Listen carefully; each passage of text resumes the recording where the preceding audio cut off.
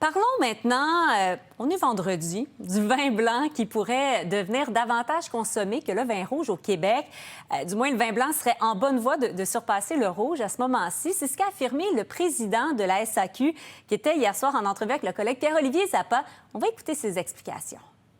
On pense que dans les années qui viennent, probablement assez rapidement, le vin blanc pourrait dépasser le vin rouge. Il y a un changement de goût qui s'exerce. Je pense qu'il y a également une volonté d'avoir des vins qui soient relativement faciles, accessibles. Dans le terme technique, on dit des vins buvables, la buvabilité, digeste, relativement léger en alcool. Les vins blancs ont ces profils de goût. Donc c'est une tendance qui existe sur beaucoup de régions et dans beaucoup de catégories de vins blancs.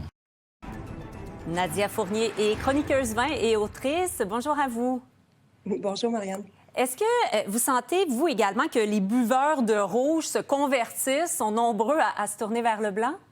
Oui, mais c'est une tendance qui se dessine depuis longtemps et pas seulement qu'au Québec. C'est à travers le monde qu'on voit cette tendance, cette affection croissante pour le vin blanc, pour les rosés, pour les vins effervescents.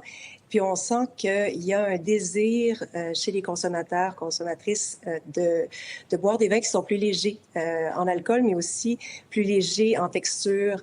Donc ça se reflète, ça se traduit par une hausse de popularité dans les vins blancs. Et est-ce que ça vient avec davantage de produits, davantage de subtilité, de meilleurs vins blancs? Mais j'espère, en fait, que ça va se traduire par moins mais mieux, parce que souvent, ce qu'on voyait, la tendance chez les amateurs de vin, c'était d'acheter, d'investir, en fait, de payer le gros prix pour des vins rouges, et puis de considérer le vin blanc comme cette chose qu'on boit en attendant de passer aux choses sérieuses. Donc, on investissait des fois 3 fois moins dans une bouteille de vin blanc que dans une bouteille de vin rouge. Les vins blancs se battaient à armes inégales avec les rouges. Là, de plus en plus, on voit des consommateurs qui, dans les succursales, vont traiter les blancs avec autant de respect et de sérieux.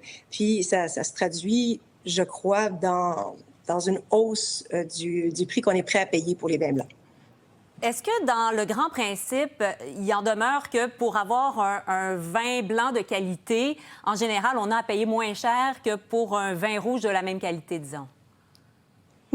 C'est une idée reçue. Je ne saurais pas dire si ça se traduit vraiment toujours. Ce sur quoi je rebondirais par contre, c'est que on pense souvent, on met souvent les vins blancs dans la même catégorie. On se dit qu'il y a des rouges souples et des rouges plus généreux, des rouges plus boisés, alors que les vins blancs, on finit par penser, peut-être, et vraiment à tort, que c'est une seule catégorie uniforme. Alors qu'il y a autant de diversité dans les vins blancs qu'il y en a dans les vins rouges. On a des vins blancs vifs, secs, tranchants. On a des vins blancs demi-secs, mais avec une bonne acidité qui donne presque l'impression d'être secs. On a des vins blancs très amples, très généreux, avec beaucoup de texture. On a des vins blancs qui sont presque tanniques. On peut penser à la croissance des vins oranges il y a quelques années. On a peut-être moins d'intérêt pour les vins oranges maintenant, mais on accepte plus facilement que les vins blancs puissent avoir de la structure et de la tenue. Et donc ça a beaucoup dynamisé la façon dont on aborde le blanc et aussi le marché. Donc à la SAQ, il y a beaucoup plus de diversité dans le style de vin blanc qui sont accessibles aux consommateurs. Traditionnellement, bon, le vin blanc, vous disiez, en attendant, c'était bon pour l'apéro, avec le poisson, le poulet, davantage l'été, tandis que, bon, le rouge avec, bon, peut-être plus les viandes rouges, le temps plus froid. Est-ce que ces grands principes-là prévalent toujours ou on est rendu ailleurs, là? C'est décloisonné?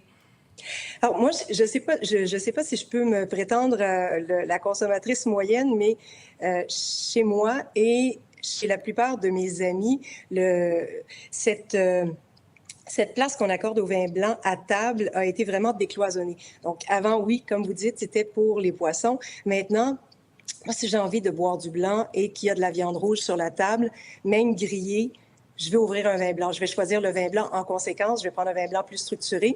Mais je pense qu'il y a de plus en plus de consommateurs qui vont oser sortir des principes de base Et puis les vins blancs aussi, ce sont tellement des bons vins de gastronomie. On a changé notre façon de manger. Avant, on mangeait des des plats de viande en sauce presque 12 mois par année. Là, maintenant, la cuisine tout évolue. On mange beaucoup plus léger, on mange beaucoup plus frais. On a intégré certains ingrédients, du gingembre dans plein de recettes. On a diversifié aussi. On s'est diversifié Voilà. et on a appris à aimer le vin blanc. Ça a été un plaisir de vous parler. Merci d'avoir été avec nous. À une prochaine. Un plaisir partagé. Bon week-end. Au revoir.